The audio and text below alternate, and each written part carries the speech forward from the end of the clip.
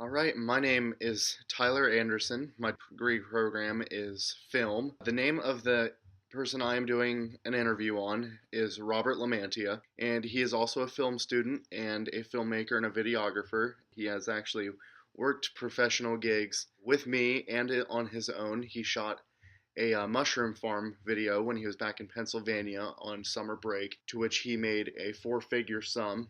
And we have also shot commercials for restaurants in the downtown Orlando area. So that is why I decided to do it on him. And we're going to start the interview now. Hi, Rob. Hello, Tyler. What do you see as the role of the visual arts in society today, particularly in your profession? I think the role of visual arts in today's society is, I think it's increased more than ever.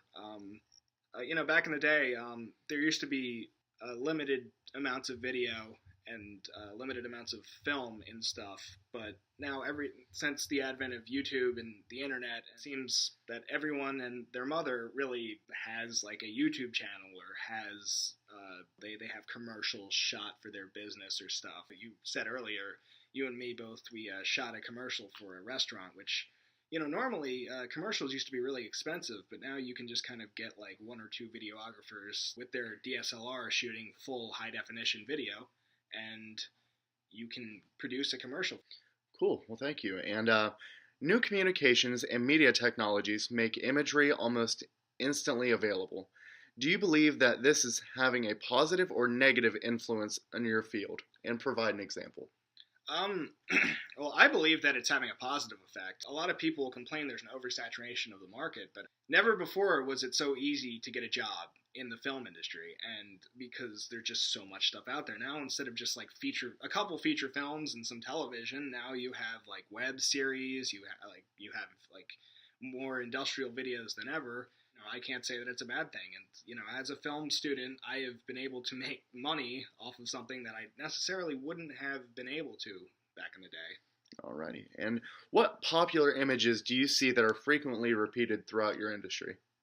I'd say more than anything else, the shallow depth of field is something that I see a lot, because now that we have these DSLRs that are digital, they're producing beautiful images, but they're still at the core video images, so they don't always look good. They kind of look flatter than film would. So a way to counteract that is to open the iris up a lot, and you'll be able to get like a very shallow depth of field, and you would be able to make things look a lot more cinematic and beautiful. And I have used the shallow depth of field on my camera a lot. It looks great. Sometimes people just it'll be at a 1.4 aperture, and it'll be so small, and people will be focusing on like one thing to another. And it's kind of a cliche, but at the same time, used effectively, such as this television show called Peaky Blinders.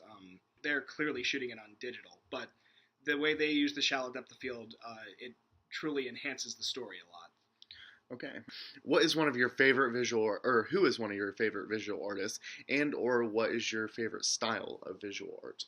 Well, I would say Alfred Hitchcock is probably my favorite. It's just because his films are very... He really takes the time to, like, he sits down and it's almost like, winding a watch or building a watch in a certain way. Every gear falls into place. And, every camera movement means something, and he really gets inventive with the way he does it. And, like, all at the same time, the actors put on very good performances. So it's like watching, like, a cool, like... It's almost like being on a ride, in a way. Okay, and what is your favorite style of visual art?